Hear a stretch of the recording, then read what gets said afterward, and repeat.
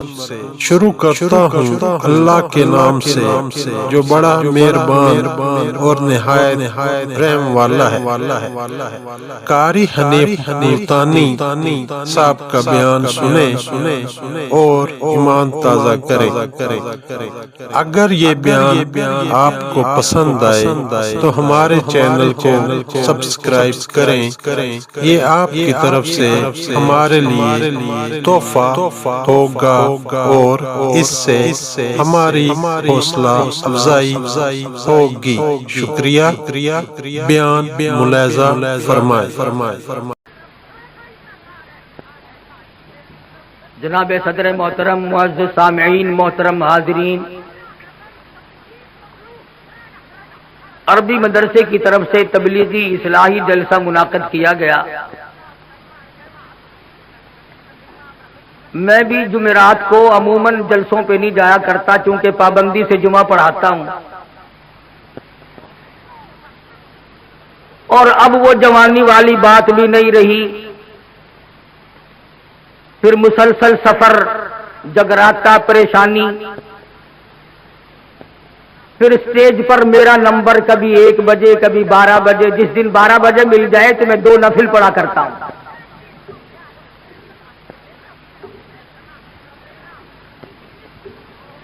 اب وہ بات کہاں رہی؟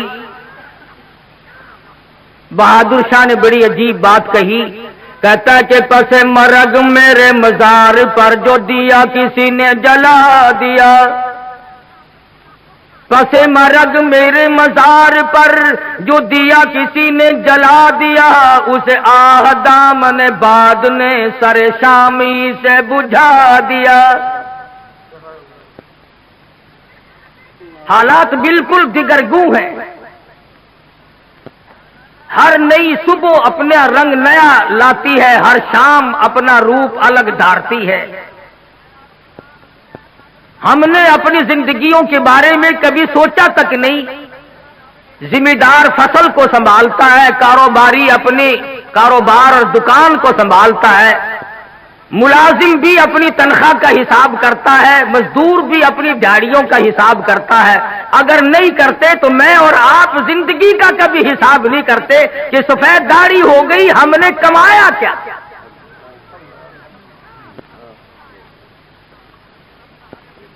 اتنی راتیں بیت چکی، اتنے دن بیت چکے، یہ عمر کا اتنا معقول حصہ گزر چکا ہوں، میں نے کمایا کیا؟ حضرت سری رحمت اللہ علیہ فرماتے ہیں کہ میں نے ایک بزرگ کو دیکھا، وہ خشک ستو پھانک کر اوپر سے پانی پی لیا۔ تو میں نے عرض کیا، حضرت جی پانی میں گھول کر کے بھی نہیں پیا؟ تو فرمانے لگے، بیٹا میرا یہ عمل 40 سال سے جاری ہے، 40 سال گزر گئے، خشک ستو پھانک کر پانی پی لیتا ہوں۔ تو پوچھا حضرت کیوں؟ فرمایا میں نے روٹی کھانے میں، چبا کر کھانے میں اور ستو پھانکنے میں حساب کیا، جتنی دیر میں آدمی روٹی چبا کر کھاتا ہے، مزے لے لے کر کے کھاتا ہے، اتنی دیر میں آدمی 170 مرتبہ سبحان اللہ سبحان اللہ سبحان اللہ کہہ سکتا ہے، اور پیٹ بھرنے کے لیے اتنا بڑا خسارہ کون اٹھائے؟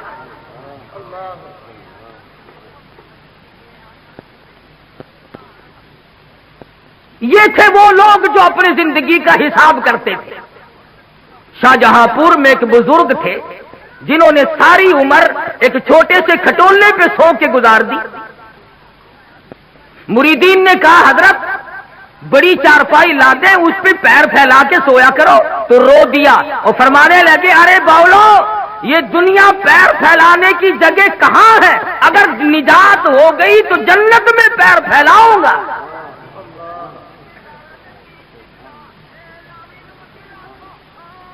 شاہ عبد القدوس گنگوہی سب قید رحمت اللہ علیہ گزرتے گزرتے ایک پخانے کا ڈھیر لگا ہوا تھا، وہیں کھڑے ہو گئے۔ مریدین نے ناک پہ کپڑا رکھا ہوا اور سوچنے لگے آج حضرت کو کیا ہوا، کہاں کھڑے ہو گئے؟ فرمانے لگے، یہ ڈھیر تمہیں ایک سبق دے رہا ہے۔ ہم نے کہا یہ تو نئی بات سنی، گندگی سبق دینے لگ گئی، کیا سبق؟ فرمانے لگے یہ سبق دے رہا ہے کہ کل میں مٹھائی کی صورت میں رکھا تھا، جو دیکھتا تھا منہ میں پانی آ جاتا تھا، پھل فروٹ کی صورت میں تھا، غلے اور اناج کی شکل میں تھا، ہزاروں قسم کی شکل میں تھا۔ اے انسان، ایک رات تیری صحبت میں گزاری، میرا یہ حال ہو گیا ہے۔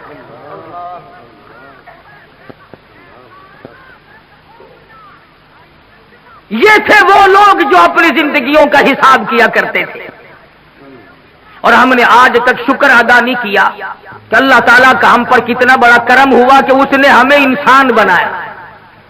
کیونکہ دوستو اللہ میاں اس پہ قادر تھا کہ نہیں ہمیں گدھے بنا دیتا ہے؟ یہ ساری ریڑیاں ہم کو گھسیٹنی پڑتی اور ڈنڈے کھاتے وہ الگ۔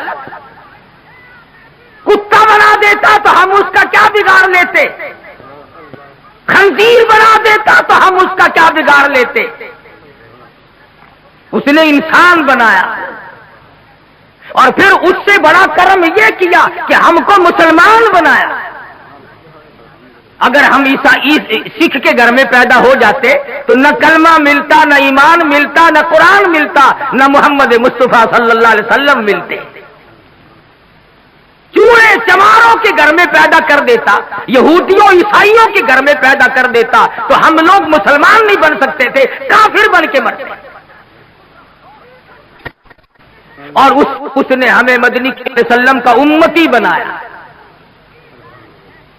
اگر وہ چاہتا تو نوح علیہ السلام کا امتی بنا دیتا، موسیٰ علیہ السلام کا امتی بنا دیتا، اور کسی پیغمبر کا امتی بنا سکتا تھا۔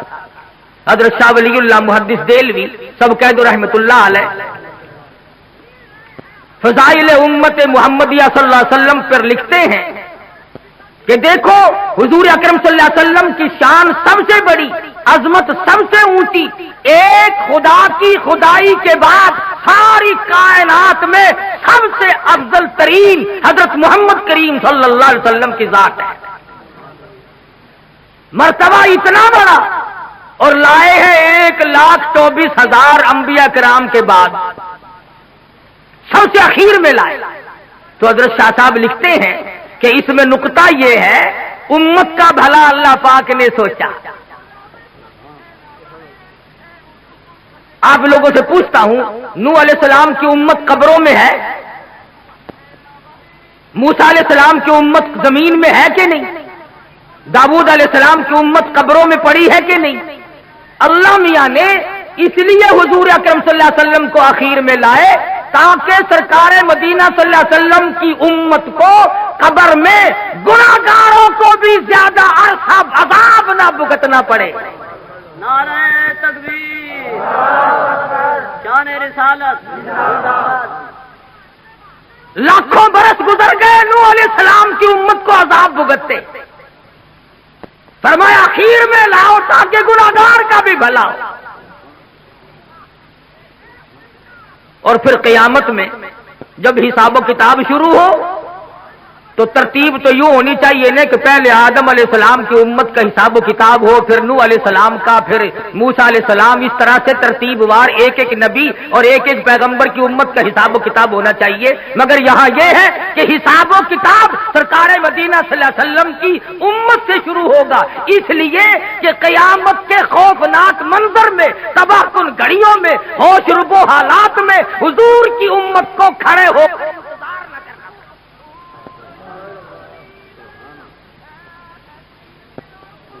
تمہیں کیا معلوم ہے کہ انتظار کی گھڑیاں کتنی مہنگی ہوتی ہیں۔ یہ بات اصل میں عشق کی ہے، جس کو انتظار کرنا پڑے اسے پتا چلتا ہے کہ ایک ایک گھڑی 100 برس کی بن جاتی ہے۔ ڈیپو پہ لوگ ریشن لینے جاتے ہیں، لائن میں کھڑے ہوتے ہیں، ایک آدمی اگر آگے سے لے جائے نا پوری لائن گالیاں دیتی ہو، پھڑو اس نو کہہ رہا ہے پھڑو۔ حالانکہ ایک آدمی اگر لے گیا تو کیا ہوا؟ اسٹیشن پہ ٹکٹوں کی لائن لگتی ہے، اگر ایک آدمی آگے سے گھس جائے سارے شور مچاتے ہیں تاکہ اتنی دیر انتظار نہ کرنا پڑے کہ ایک آدمی ٹکٹ لے یا راشن لے۔ تو قیامت کا حساب و کتاب اللہ پاک نے امت کے بھلائی کے لیے سب سے پہلے شروع فرمایا تاکہ حضور کی امت کو کھڑے ہو کر انتظار نہ کرنا۔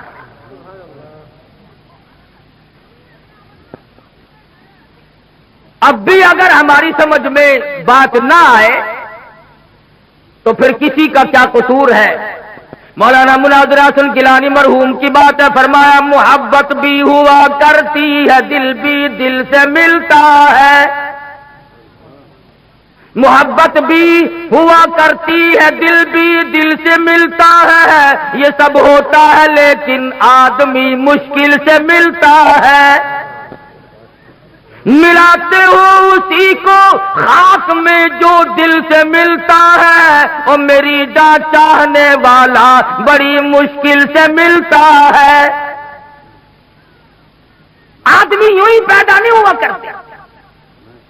یہ جو دینی مدارس ہیں انہی کی برکت ہے ساری کہ آج ملک میں قوم میں علوم دین اور دین کی رمک چمک باقی ہے،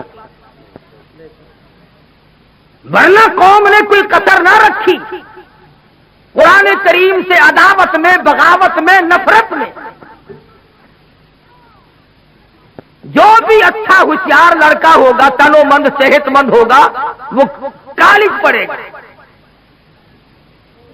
اندھا لنگڑا للہ جو ہوگا وہ مدرسے میں آئے گا، جس کی لات ماری جائے اس کا باپ مدرسے میں لے کے آتا ہے، مولوی صاحب، قاری صاحب، اس کی والدہ کو بڑا شوق ہے قرآن پڑھانے کا، بس 4 بچے ہیں، ہمارا ارادہ یہ ہے کہ اس کو تو قرآن کا حافظ ہی بنانا ہے۔ ارے بنانا تیری ماں کا بس ہے، اس کو تو وہ انگریز لیتا ہی نہیں۔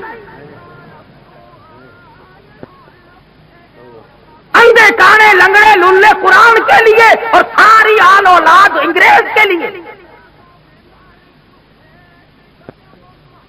اور پھر دکانوں میں، بیٹھکوں میں، ہوٹلوں میں، کھیتوں پہ، گاڑیوں میں، موٹروں میں ایک بیٹھ کر کے عموماً بکواس کی عادت ہو گئی، اجی مولویوں نے بیڑا گرک کر دیا۔ یہ ہوائی جہاز اغوا کر کے جو لے گئے تھے یہ مولانا تھے؟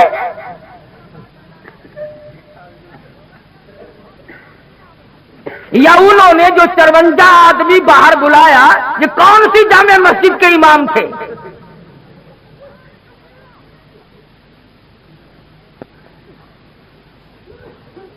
ذمہ داری سے کہتا ہوں، دیوبندی، بریلوی، اہل حدیث، تینوں مکتب فکر کے علماء کی طرف سے ذمہ داری سے کہتا ہوں، 14 اگست سن 47 سے لے کر، سمجھنا، 14 اگست سن 47 سے لے کر آج 16 اپریل سن 81 تک کا ذمہ وار ہوں کہ آج تک کسی مکتب فکر کے عالم نے ملک کے خلاف غداری نہیں۔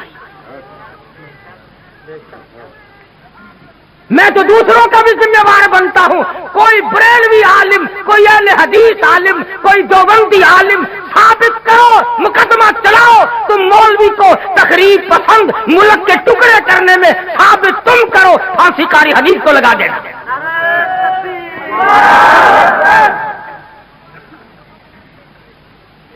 شرم کی بات ہے، قرآن کے لیے قاری حنیف جولی پھیلا کر بھیک مانگتا ہے، کالج کے لیے اربوں روپیہ گورنمنٹ دیتی ہے، اور کالج کی پیداوار وہ ہے جو ملک کو تباہ کر رہی ہے۔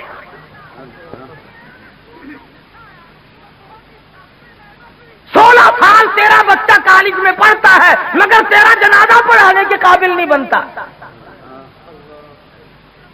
وہ تو ساڈے متھے لگے ہویا، پیدا ہویا تو بانگ آسی دیتی، تیری ماں کا نکاح آسی پایا، تیرا پیو مرے گا جنازہ آسی پڑھا، ساڈے کولوں نس کے جاوے گا کتے؟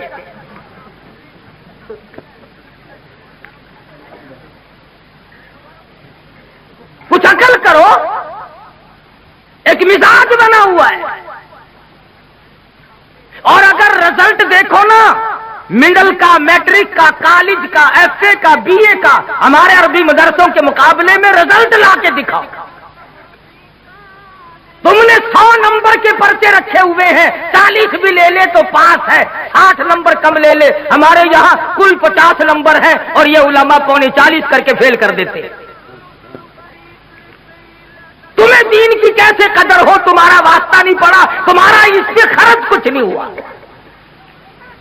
سلطان عالمگیر سب کہہ دو رحمت اللہ علیہ، بادشاہ وقت ہے، حکمراں ہے دلی کا،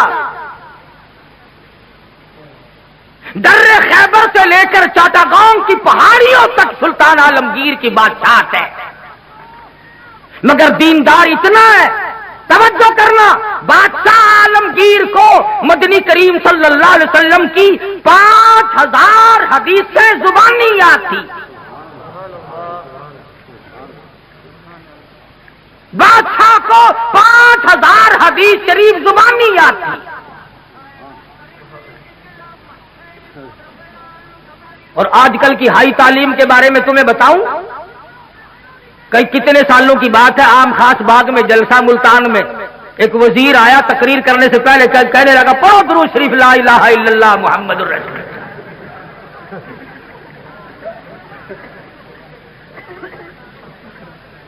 تعلیم بہت ہو گئی ہے۔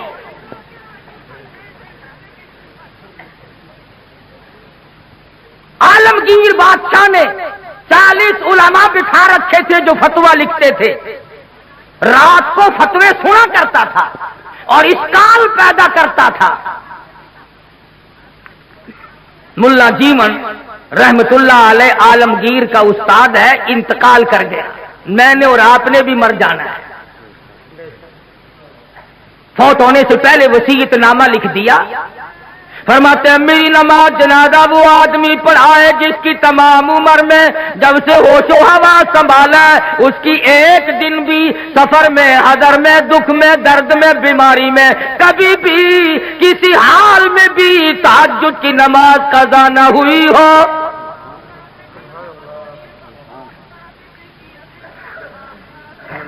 دلی کی جامع مسجد کے سامنے جنازہ رکھا ہے، سارا دن بیت گیا، علماء موجود ہیں، محدثین موجود ہیں، مفتی موجود تھے، قاری موجود تھے، قاضی موجود تھے، مگر کوئی جنازہ پڑھانے کی جرت نہیں کرتا۔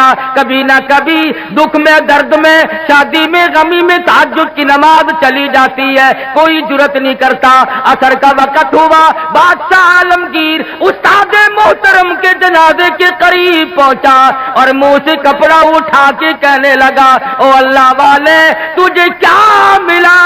دنیا سے جاتے جاتے میرا راز کھول گئے۔ میں سمجھتا ہوں، جانتا ہوں کس کے بارے میں لکھ کے گئے ہو، کسے حکم دے کے گئے ہو، مگر اے اللہ والے یہ تو بتا، میری تمنا تھی، میری آرزو تھی کہ تیرے سوا، میرے رب کے سوا کوئی نہ جانے میں کیسا ہوں۔ والذین یبیتون لربہم سجدا وقیاما، وہ لوگ کتنے کامیاب ہیں جن کی راتیں سجدوں اور قیام میں بیت جاتی ہیں۔ امن ہوا قانت آناء اللیل،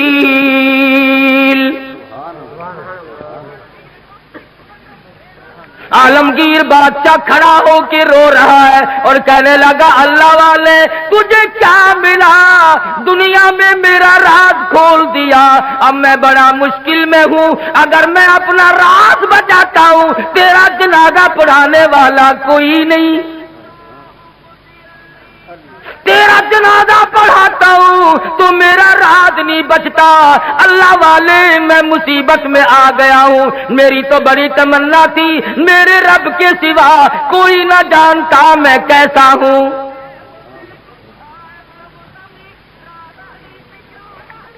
اب میں اور کیا کر سکتا ہوں، میرا اللہ مالک ہے۔ کھڑے ہو کر کے فرمانے لگے او لوگوں صف درست کرو، میں فقیر جنازہ پڑھاؤں گا۔ کبھی بادشاہ ایسے ہوا کرتے تھے، آج لوگوں چودھریوں کی اولاد قرآن نہیں پڑھتی، آڑتیوں کی اولاد قرآن نہیں پڑھتی، شیخوں کی اولاد قرآن نہیں پڑھتی، ملکوں کی اولاد قرآن نہیں پڑھتی، خانوں کی اولاد قرآن نہیں پڑھتی، تھانے دار کی اولاد قرآن نہیں پڑھتی، اے سی کی اولاد قرآن نہیں پڑھتی، تحصیلدار کی اولاد قرآن نہیں پڑھتی، اس لیے کہ اس کو کوئی مقدس کتاب نہیں مانتا۔ ساری عمر میں چودھری نے کبھی بنگلے میں، کوٹھی میں، مکان میں، دکان میں قرآن کو داخل نہیں ہونے دیا۔ ہر چیز مکان میں آئے گی، دنیا دار آئیں گے، چھوٹے بڑے، امیر و غریب، بنگلے میں، ڈیرے میں آئیں گے جائیں گے، مگر اللہ کے قرآن کے لیے داخلہ بند ہے۔ جب تک چودھری مرے گا نہیں قرآن کا داخلہ بند، جب تک شیخ مرے گا نہیں قرآن کریم کا داخلہ بند، جب تک ملک اور خان مرے گا نہیں اس وقت تک قرآن کریم کا داخلہ بند۔ جب مر جائے فوراً داخلہ کھلتا ہے۔ اس مسجد کے مولوی کو بھی بلا کے لاؤ، اس مسجد کے مولوی کو بھی بلا کے لاؤ، ادھر کے طالب علم بھی بلاؤ، ادھر کے طالب علم بھی بلاؤ، چاروں طرف بیٹھے ہیں، قرآن مجید کی تلاوت ہو رہی ہے، مرنے والے کا بیٹا بیچ میں کھڑا ہوتا ہے اور کہتا ہے مولانا او قاری صاحب آج تو اتنا قرآن پڑھو، آج تو اتنا قرآن پڑھو، آج تو اتنا قرآن پڑھو، میرے ابا مرحوم کو بہشت میں ٹھوک کے جانا۔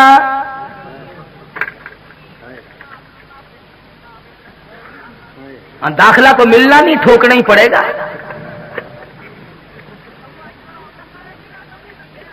آج قرآن یاد آیا، اس کا مطلب تو یہ ہوا کہ یہ قرآن مردوں کے لیے اترا ہے۔ موٹر کار زندوں کے لیے، ہوائی جہاز زندوں کے لیے، ریل گاڑی، ہوائی تمام سواریاں، تمام سبزی ترکاری، پھل فروٹ، عورت مرد کے لیے، مرد عورت کے لیے زندہ چاہیے۔ اور لوگوں انصاف کرو، ہر چیز زندوں کے لیے، خدا کا قرآن مردوں کے لیے۔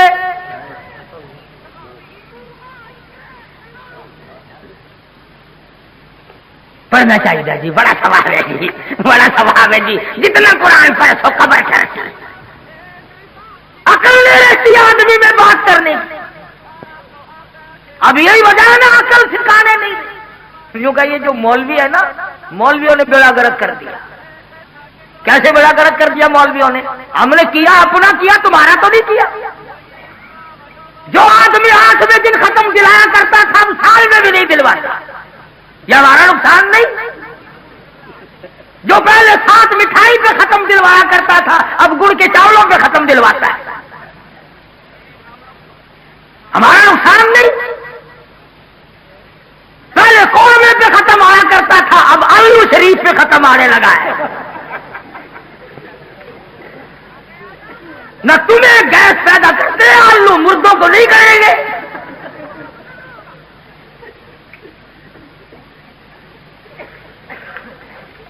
یہ ساری کی ساری باتیں بے عقل پن میں آدمی کرتا ہے، جب عقل سلیم نہیں رہتی اس وقت یہ بات کرتا ہے۔ امام الانبیاء محبوب کبریا حضرت محمد مصطفیٰ صلی اللہ تعالی علیہ وسلم کے نوجوان صحابہ، مرد تھے یا عورتیں تھیں، بوڑھے تھے یا جوان تھے، امیر تھے غریب تھے، تمام کے تمام نے کمال کر دیا۔ اور خود خدا کہتا ہے اولئک کتب فی قلوبہم الایمان، یہ وہ لوگ ہیں جن کے دلوں پہ میں نے ایمان لکھ دیا۔ اور فرمایا والانصار الذین اتبعوہم بإحسان رضی اللہ عنہم ورضوا عنہ، یہ مہاجرین، یہ انصار یہ ابو بکر، یہ فاروق، یہ عثمان ذی نورین، یہ علی مرتضی، یہ تمام کے تمام صحابہ کرام، اللہ فرماتے ہیں ان کی بات نہ کرو، اپنی کرو، میرا فیصلہ سن لو، رضی اللہ عنہم ورضوا، میں ان سے راضی، یہ مجھ سے راضی، تم بیچ میں بھونکنے والے کون ہو؟ تم کون ہو؟ تمہیں کیا مطلب ہے؟ ان کا دیکھو نا جی، فاروق اعظم نے، صدیق اکبر نے خلافت پہ قبضہ کر لیا، پھر تو اور تیرے باپ دادا اس وقت کیوں نہیں بولے؟ اس وقت کیوں نہیں بولے؟ اگر دم تھا، اگر خم تھا، جرأت تھی، اس وقت کیوں نہیں بولے؟ 1400 سال کے بعد مسائل یاد آئے ہیں، نماز سے جان چھڑانے کے لیے، روزے سے جان چھڑانے کے لیے، باقی دین کے احکام سے جان چھڑانے کے لیے صحابہ کرام پہ اعتراضات، اور کوئی ہو، میں تمام کے تمام کو کہتا ہوں، یا وہ لوگ ہو جو صحابہ کرام کو معیار حق نہیں مانتے، یا وہ لوگ ہو جو صحابہ کرام کو بدجانت کہتے ہیں، یا وہ لوگ ہو جو صحابہ کرام کو بکواس کرتے ہیں، ہم تمام کے تمام کو ذلیل و خار سمجھتے ہیں۔ تم ان کا کیا بگاڑو گے جن کا سردار کالی کملی والا ہو؟ تم ان کا کیا بگاڑو گے جن کا والی محمد مصطفیٰ ہو؟ تم ان کا کیا بگاڑو گے جن کا داماد کالی کملی والا ہو؟ تم ان کا کیا بگاڑو گے جن کا سسر محمد مصطفیٰ ہو؟ تم دنیا میں نہیں ڈھونڈتے پھرتے؟ جو جج آتا ہے اس کا گاڑا پٹھارا نکالتے ہو، پتہ لگاؤ یہ ہے کتوں دا، کہڑے علاقے دے رہے نارا، پھر کوئی مامے نو کسیٹ کے لیا ہے، کوئی پھوپھی نو پھڑ کے لیا ہے، تم تعلقات تلاش کرتے ہو۔ ابو جہل نے تلواریں سب کو ننگی دے دی اور کہا کندھے سے کندھا ملا کر کھڑے رہنا، نکل نہ جائے نبی۔ سارے کے سارے ایک دوسرے سے کندھا ملا کر کھڑے ہو گئے، اور ادھر حکم ملا میرے محبوب اسی وقت ہجرت کرو، چلو مکہ چھوڑ کر۔ عرض کیا الہ العالمین، مجھے کل حکم دے دیا ہوتا، پرسوں مجھے حکم مل جاتا، میں چپکا سا نکل جاتا، آج تو یہ چاروں طرف کھڑے ہیں، میں کیسے نکلوں گا؟ آواز آئی کالی کملی والے، اگر میں کل لے جاتا، پرسوں لے جاتا، چوتھ لے جاتا، یہ بغلے بجاتے اور یہ کہتے ہمیں پتہ نہ چلا، ورنہ یوں کر دیتے، یوں کر دیتے، میرے محبوب مزہ تو آ جائے گا، تلواریں ننگی ہو، یہ کندھے سے کندھا ملا کر کھڑے ہو، اور میں اپنے محبوب کو اگر بچا کر نہ لے جا سکوں تو میری خدائی کیا ہو؟ نعرہ تکبیر،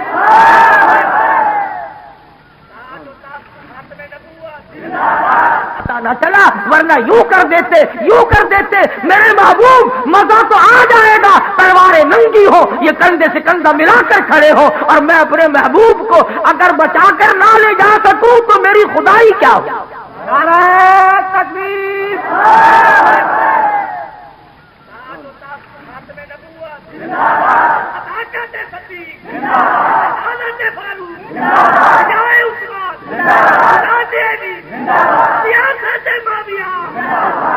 آج ہی تو لے جانے کا جانے کا مزہ آئے گا۔ الہی نکلو کیسے؟ فرمایا مٹھی بھر کر مٹی کی ان کی طرف پھینک دو۔ الہی میں کس کس کی طرف پھینکوں؟ فرمایا ایک طرف پھینک دو، ہوا میری غلام ہے، چاروں طرف کھڑے ہونے والے نوجوانوں کی آنکھوں میں مجھے اپنی کبریائی کی قسم سرما میں ڈال دوں گا۔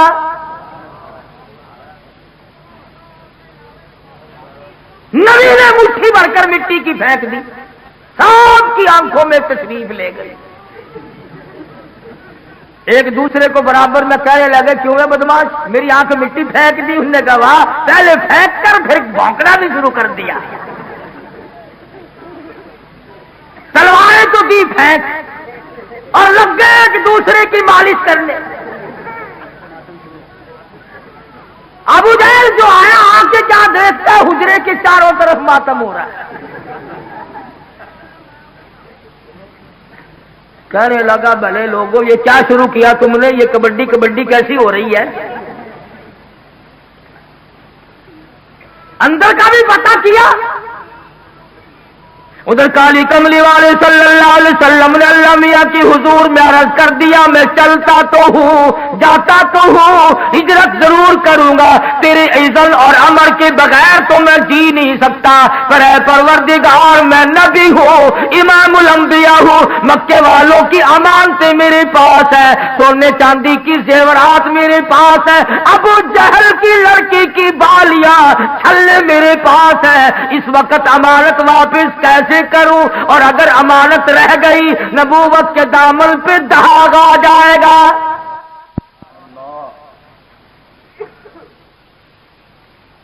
امانت واپس نہ ہوئی تو نبوت کے دامن پہ داغ آ جائے گا. اور ایک ہم ہیں سچے عاشق امانت رکھ کر واپس لے کے تو دکھاؤ.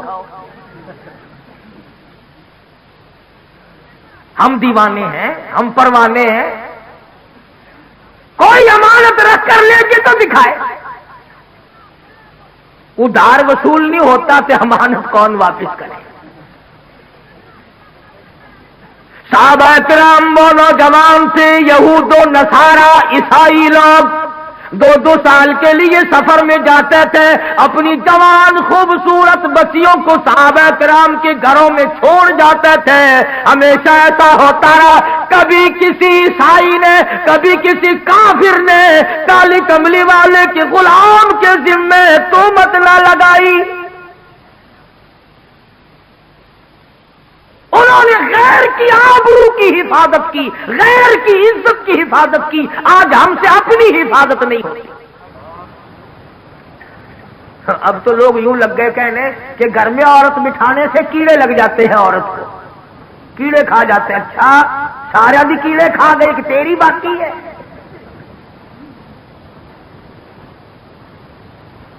اب تو بڑی لے دے ہو رہی ہے کہ عورت یوں ہے عورت بڑی شے ہے عورت بڑی یوں ہے. یہ آج پتہ چلا عورت ایسی ہے پہلے کبھی پتہ نہیں چلا تھا کہ عورت کیا ہوا کرتی ہے. ہم نے تو ایک دن اخبار جنگ میں یہ بھی سنا تھا عید الفطر کے بعد کہ پاکستان کی غریب ملک کی غریب خواتین نے بالکل غریب خواتین نے بال بنوانے اور کٹوانے پر عید الفطر کے موقع پر رمضان والی عید کے موقع پر 1 کروڑ روپیہ خرچ کیا. اخبار جنگ نے لکھا تھا. مجھے تو بڑا دکھ ہوا سچی بات کہ اگر یہ 1 کروڑ روپیہ مجھے دے دیتی تو میں مدرسہ چلاتا مسجد بناتا میں ہی دعا کر دیتا یا اللہ ساریوں کو گنجی کر دے.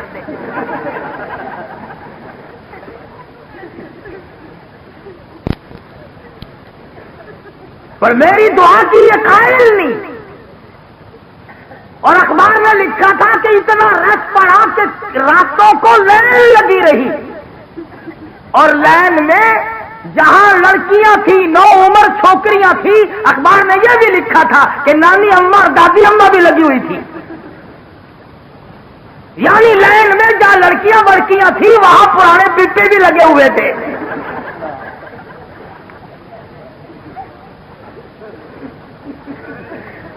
ایمانداری سے بتلاؤ جب پرانے پپوں کا ملک میں حال یہ ہو پھر ہم کیا کریں. تہذیب دیکھیے اور الزام مولوی کو بس جی یہ جڑے ملا ہیں نا یہ گھن کے بیٹھ کیا بات کہنے والا کبھی نہیں ہٹا کرتا. دنیا میں ہمیشہ ایسے ایسے لوگ آئے جنہوں نے سچ بات کہی اور مصیبت اٹھائی. جاؤ ہندوستان سن 57 کی جنگ آزادی کی تاریخ پڑھو. دلی کی بازار میں 3-3 ہزار علماء دین کو لٹا کر انجن روڑی کوٹنے والے اوپر سے چلا دیے گئے. اور ایسا نہیں ہوا ایک کے اوپر سے گزرا دوسرا اٹھ کے بھاگا نہیں. آنکھ کھول کر آسمان کو دیکھ رہے تھے کلمہ شہادت پڑھ رہے تھے. 3000 کے 3000 قیمت ابل گیا کچلے تو گئے شہید تو ہو گئے پر ایمان کا سودا ایک نے بھی نہ کیا. نعرہ تکبیر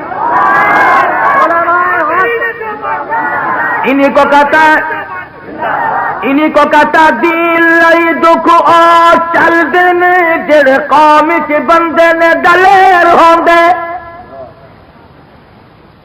دین لئی دکھ او چل دن جڑ قوم چ بندے نے دلیر ہوندے رگڑ کھانی پڑے گی یا قرآن نہ پڑھ یا اللہ کا نام نہ لے ورنہ مصیبتوں کے لیے تجھے تیار رہنا پڑے گا. کئی لوگ تانوں ملن گے وہ جی ساڈے بزرگاں نوں کوئی نہیں پھڑدا ساڈے بزرگاں نوں کوئی نہیں پھڑدا بھلا پھڑ کے کی کرے کیا کرے پکڑ کے کہتا دین لئی دکھ آ چل دن جڑ قوم چ بندے نے دلیر ہوندے کون پوچھدا کاواں تے گدڑاں نوں کدی پنجرے باز تے شیر ہوندے جو چیز پکڑنے کی ہوگی اسے ہی کوئی پکڑے گا نا. یوں ہی جیل خانے میں کوئی روٹیوں کا خرچ بڑھانے سے کوئی فائدہ ہے؟ یہ وہ اللہ والے تھے جنہوں نے شاملی کے میدان میں قربانی دی. یہ وہ اللہ والے ہیں. مولانا جعفر سلیسری رحمت اللہ علیہ خود لکھتے ہیں کہ میری بیوی کو گلے سے پکڑ کر انگریزوں نے باہر پھینک دیا, میری آنکھوں کے سامنے میرے بچوں کو اٹھا اٹھا کر کے پھینکا, اس کے بعد بھی سیر لوہا میرے پیروں میں بیڑی بنا کر ڈال دیا. جب میں چلتا تھا 4 انگریز مجھے چابک مارتے تھے. یوں ہی نہیں ہے. حضرت لاہوری رحمت اللہ علیہ کو ختم نبوت کی تحریک میں برف کی سلی پہ لٹایا ہوا ہے اور لاہوری اپنے بوڑھے پہ ترس کھا, اپنی ضعیفی پہ ترس کھا, اپنی ناتوانی پہ ترس کھا, بھاگ آ جا, یہ مطالبہ ترک کر دے. لاہوری برف کی سلی پہ کہتا دین لئی دکھ آ چل دنے جڑ قوم چ بندے نے دلیر ہوندے کون پوچھدا کاواں تے گدڑاں نوں کدی پنجری باز تے شیر ہوندے.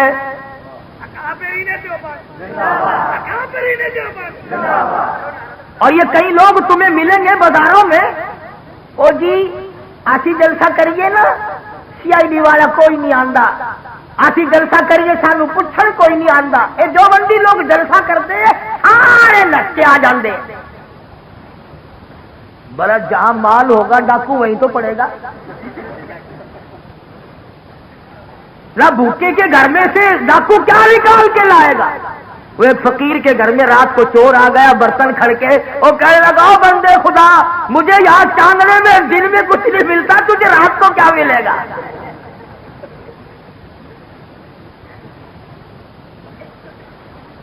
یہ وہ لوگ تھے جنہوں نے ہر موڑ پہ قربانی دی.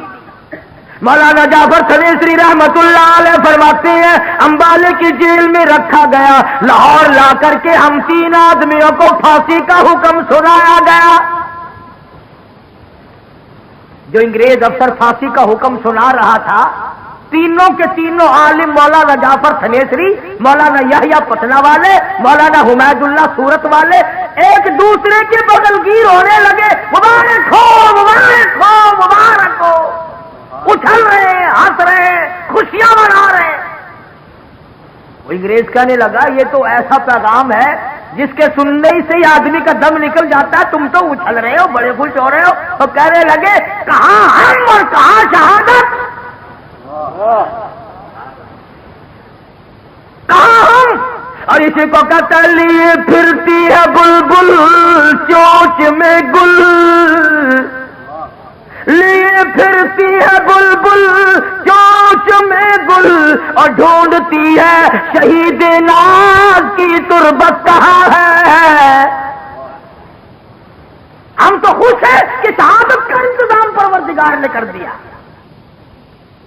انگریز واپس گیا اور جا کر کے وہ جو بیٹھا تھا نا فل بینچ,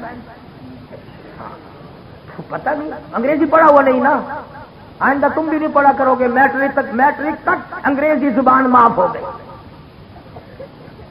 فل بینچ کے پاس گیا کہ مولوی تو خوش ہو رہے ہیں. کون سے مولوی, کوئی ختم کی خبر دی تھی کہ نہیں, کہ وہ 40ویں کی دعوت کھانے والے کہ نہیں، جن کو میں نے پھانسی کا حکم سنایا وہ تو اچھل رہے ہیں، مبارکباد ایک دوسرے کو دے رہے، خوشیاں منا رہے ہیں۔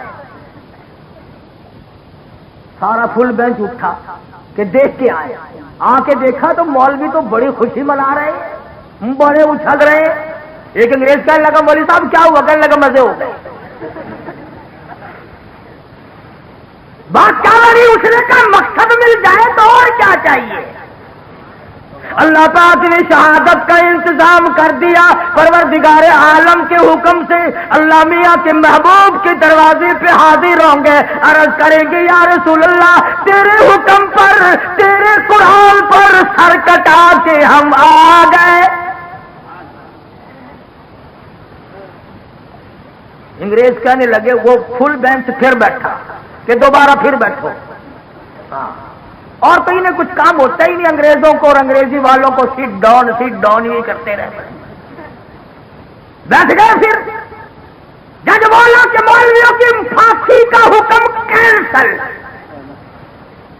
بولنے کا کیوں؟ کہ ہم نے مولویوں کو خوش نہیں ہونے دینا۔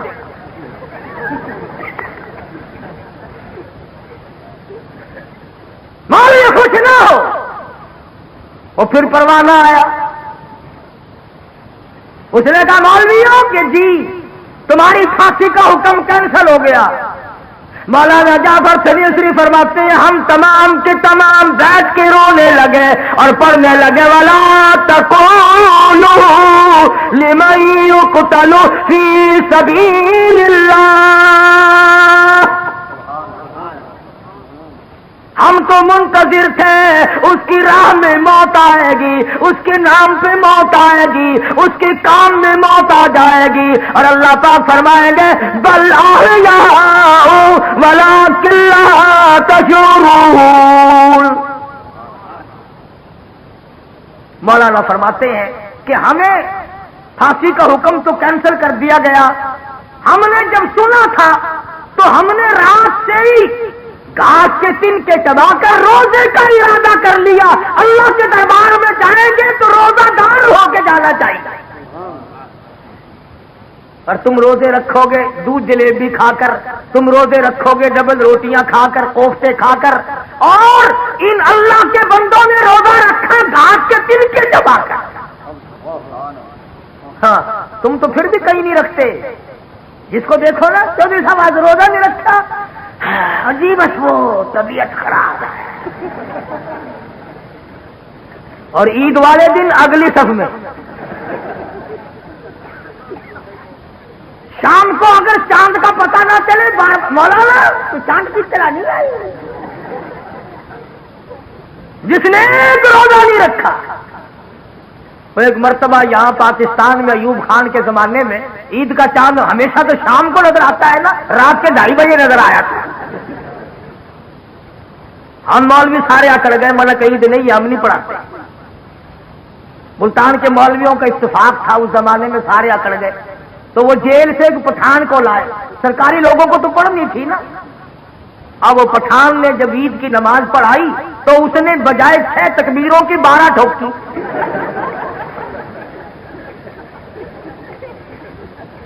وہ کہنے لگے کہ خان صاحب نماز نہیں ہوئی، کہنے لگا ہو کیوں؟ کہ تم نے تکبیر 12 کہی، نے کہا اچھا ہے نا، زیادہ بول رہا ہے نا، کم تو نہیں بولا۔ کہ جی سجدہ سے وہ آنا چاہیے تھا ورنہ نماز نہیں ہوئی، کہنے لگا خود تمہارے باپ کا ملازم ہے، ادھر قید کاٹتا ہے یا تکبیر پکاتا ہے۔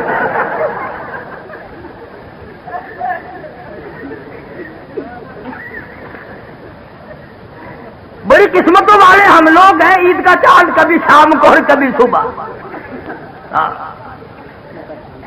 عجیب لوگ ہیں اور عجیب ذہنیت ہے۔ مولانا جعفر سنیسری رحمت اللہ علیہ فرماتے ہیں پھانسی کا حکم تو کینسل ہو گیا، مگر ہم تینوں کی پٹائی شروع ہو گئی، ادھر روزہ ادھر انگریزوں کی مار۔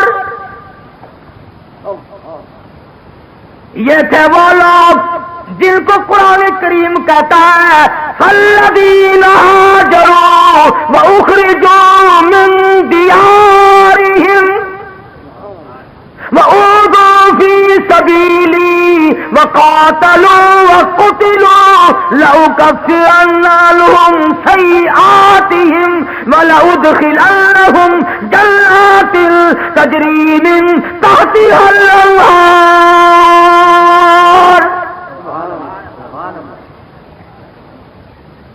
فرمایا جب ہمیں ہوش آیا تو اگلی رات آ چکی تھی.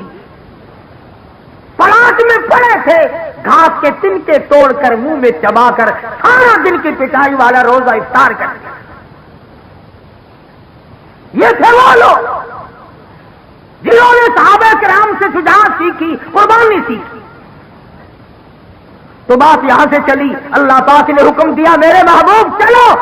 عرض کیا میرے پاس امانتیں ہیں, میں کس طرح واپس کروں, اب رات کا وقت ہے. فرمایا میرے نبی یہ علی ہے, ان کے حوالے کرو. اے علی سونے کی امانت, مکے والوں کی امانت تیرے حوالے, چاندی کی امانت تیرے حوالے, ابو جہل کی لڑکیوں کے بالیاں چھلے تیرے حوالے, ان کے ستو کھجورے تیرے حوالے, مکے والوں کی ساری امانتیں تیرے حوالے. پر اے ابو بکر آ جا, میں خدا کی امانت تیرے حوالے, میری امانت تیرے حوالے. اور صبح جب ہوئی اور کافروں نے جا کر دیکھا تو حضور اکرم سب کہہ صلی اللہ علیہ وسلم کے بستر پر سیدنا علی مرتضی رضی اللہ تعالی عنہ سوئے ہوئے تھے. فرمایا میرے علی تو میرے نبی کا بستر بن جا, بستر میرے نبی کا. فرمایا اے علی وجود تیرا, بستر میرے نبی کا, آرام کر. یہ فضیلت والی بات ہے نا, کیا شان ہے حضرت علی کی کہ وجود ہو علی کا اور بستر ہو نبی پاک کا. فرمایا سو جا, 3 گھنٹے 4 گھنٹے رات باقی ہے. اے علی وجود ہو تیرا, بستر ہو میرے محبوب کا, اور 3-4 گھنٹے ہو رات کو سو جا. اور ادھر آواز آئی اے صدیق میرا نبی ہو اور تو بستر بن جا 3 دن کے لیے, میرے نبی کے لیے بستر بن جا. اور ایک اور بات عرض کر دوں, تمام دنیا مانتی ہے کہ حضرت علی حضور کے بستر پر, بولو تھوڑے تھوڑے نیند آ جائے گی ورنہ تمہیں, حضرت علی کے بستر پر سو گئے. تیرے بیٹے کو اگر پولیس پکڑ کے لے جائے نیند آتی ہے, بھائی کو پکڑ کر کوئی ڈاکو لے جائے نیند آتی ہے, تمہارے رشتے داروں عزیزوں اقربا کو اگر کوئی لے جائے تمہیں نیند نہیں آتی. اور وہ علی کہتا ہے کہ ابو بکر کے حوالے نبوت ہو گئی اور خود سو گیا. اگر صدیق نبی کا دوست نہیں تو حضرت علی کو نیند نہیں آ سکتی. یا پھر اس بات کی تردید کرو کہ حضرت علی سوئے. اگر سونا مانو گے تو یہ بات ماننی پڑے گی کہ حضرت علی کے عمل نے, حضرت علی کے کردار نے یہ ثابت کر دیا کہ آج وہ خطرناک رات ہے. اگر میں ہوتا نبی کے ساتھ تو خطرہ تھا, صدیق ہے, لہذا دنیا کی کوئی طاقت نبی کو نقصان نہیں پہنچا سکتی. حضرت علی کے عمل نے, قول نے, کردار نے یہ ثابت کر دیا کہ ابو بکر جیسا وفادار کائنات میں کوئی نہیں, زمین پہ کوئی نہیں, آسمان کے نیچے کوئی نہیں. اس لیے حضرت علی کو نیند آئی. اور علی اتنا بزدل بھی نہیں تھا, جب حضور صدیق کے پاس گئے اڑ کے کھڑا ہو جاتا, دیکھو جی یہ چھلے چھلے اس کے حوالے کرو, میں آپ کے ساتھ رہوں گا, خطرناک رات ہے, مجھے کسی کا اعتبار نہیں. فرمایا میرے محبوب بلال تیرے دروازے پہ آیا, سہیل تیرے دروازے پہ آیا, تمام صحابہ کرام تیرے دروازے پہ آئے. ہجرت والی رات اور کالی کملی والے آج صدیق کے دروازے پہ خود تشریف لے چلا. اللہ کے حکم سے آئے یا خود آئے؟ صدیق کا دروازہ کھٹکھٹایا, ننگے پاؤں ننگے سر دوڑا دوڑا باہر آیا. عرض کیا مجھے بلایا ہوتا, آپ نے کیوں زحمت کی رات کو تشریف لائے؟ فرمایا خود تھوڑے آئے ہو, خدا نے بھیجا ہے. اور ہجرت کا حکم مل چکا ہے, چلو میرے ساتھ. اگر آج کوئی پولیس سے چھپنا چاہے یا دشمن سے چھپنا چاہے، ایسے کے گھر پہ جاتا ہے کوئی تو فوراً پکڑوا دے، بلکہ ایسی جگہ جا کے چھپنے کی کوشش کرے گا کہ جان لڑا دیں گے مگر مجھے نہیں پکڑنے دیں گے۔ تم تو اتنے سیانے اور نعوذ باللہ نبی کو اتنا بھی پتہ نہیں۔ فرمایا ابو بکر کسی سواری کا انتظام کرو، جلدی نکلو۔ عرض کیا میں نے انتظام کر رکھا ہے۔ فرمایا کوئی خچر، کوئی گھوڑا، کوئی اونٹ نظر تو نہیں آتا۔ عرض کیا میرے آقا جب تک ابو بکر زندہ ہے میں آپ کی سواری ہوں، آپ میرے شاہ سوار ہے۔ کون ہے؟ میری موجودگی میں آپ کی سواری میں بنوں گا۔ تشریف لے جانے لگے، صدیق کی بیٹیاں کھڑی ہیں، رحمت والے ہاتھ سر پر پھیر رہے ہیں۔ پتا چلا اگر نبی خان میں نظر آ جائے تو وہ جگہ برکت والی بن جائے، اور جہاں حضور اکرم صلی اللہ علیہ وسلم ساری عمر تشریف لاتے رہے وہ گھر آج تک برکت والا نہیں۔ سیدہ اسما کے سر پر ہاتھ رکھ کر فرمایا اسما بتانا نہیں ہم کہاں گئے، بتلانا نہیں ہے۔ نبی کو اگر یقین نہ ہوتا تو میں کہتا ہوں حضرت اسما سے فرماتے ہی نہ۔ نبی کو یقین ہے کہ یہ اولاد ہے ابو بکر کی، یہ کٹ سکتی ہے مگر بتا نہیں سکتی، کہ میرے تھوڑے ورگے تو بچے نہیں۔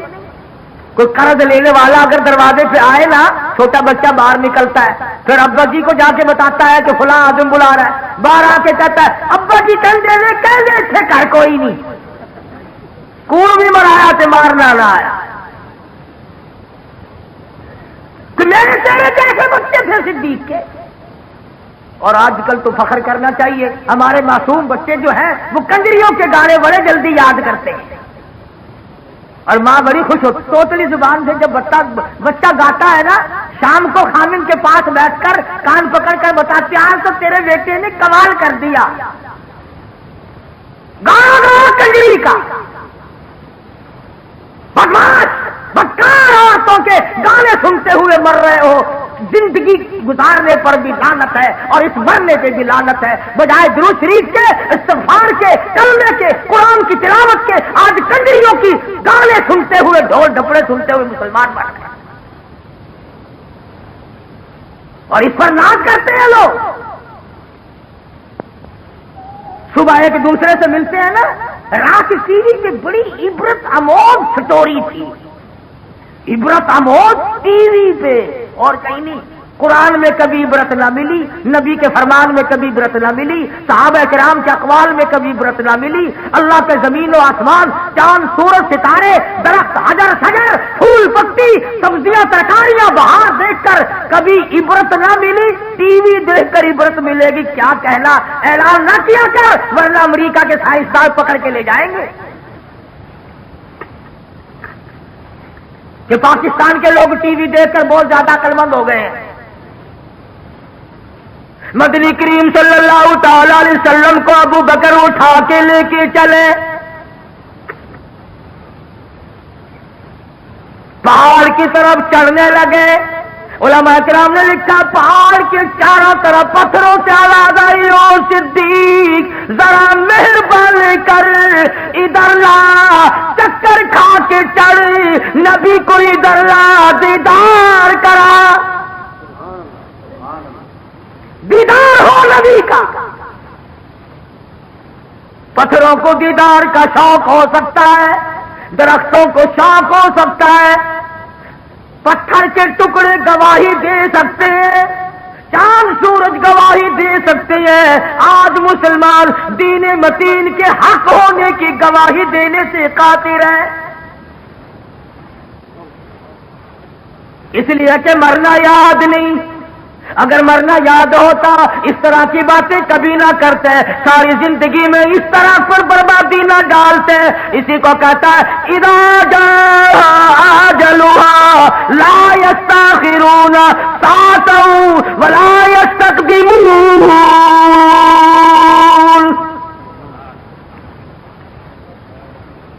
ساری اللہ والوں کے جوتوں میں یہ چیزیں ملیں گی۔ حضرت لاہوری ہے سب قید رحمت اللہ علیہ، تقسیم سے پہلے انگریز نے حکم دیا کہ احمد علی لاہوری کے گھر کی تلاشی لو. ایس پی سکھ ہے، تلاشی لینے کے لیے حضرت کے گھر پہ آیا. ادھر دیکھا ادھر دیکھا، یہاں دیکھا وہاں دیکھا، حیران ہو کر کے کہنے لگا مولانا دستاویز تو کیا ملنی تھی، نمک نہیں، مرچ نہیں، گھر میں آٹا نہیں، چاول نہیں، دال نہیں، اور یہ چیزیں رکھنے کے برتن بھی نہیں، کھاتے کہاں سے ہو؟ کدھر سے کھاتے ہو؟ مولانا نے فرمایا کہ تیرا کام پورا ہو گیا، جا تو اپنے گھر جا، اپنا کام کر، تجھے اس بات سے کیا غرض ہے؟ کہنے لگا نہیں مولانا پوچھ کے جاؤں گا کہ کھاتے کہاں سے. حضرت نے فرمایا اللہ کھلاتا ہے ہم کھاتے ہیں، وہی پلاتا ہے ہم پیتے ہیں، ہم اس کی مخلوق ہے، وہ ہمارا خالق ہے. بڑی دیر تک سوچتا رہا، اس کے بعد 50 روپے نکال کر حضرت لاہوری کو دینے لگا. کافر تھا، سکھ تھا، میرے تیرے ورگا ہوں نا فوراً پکڑتا جزاک اللہ، جزا پڑھاؤ جی جزاک اللہ. وہ لاہوری تھا، کہنے لگا بات سنو تم تو کافر ہو، میں نے جب سے ہوش سنبھالا آج تک بھی نماز کے ہاتھ کا ٹکڑا نہ کھایا.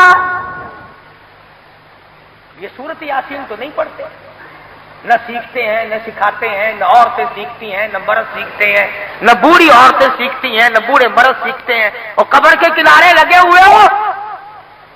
اور سنو نبی پاک صلی اللہ علیہ وسلم کا ارشاد، فرمایا سورت یاسین اگر کوئی قبرستان میں پڑھ کر ایصال ثواب کر دے مردوں کے لیے تو ایک دن کی سورت یاسین سے 40,000 مردوں کی نجات ہو جاتی ہے.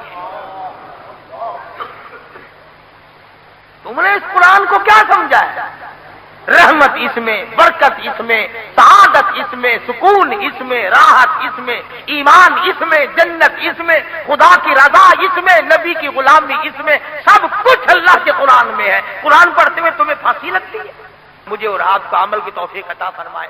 وآخر دعوانا الحمدللہ.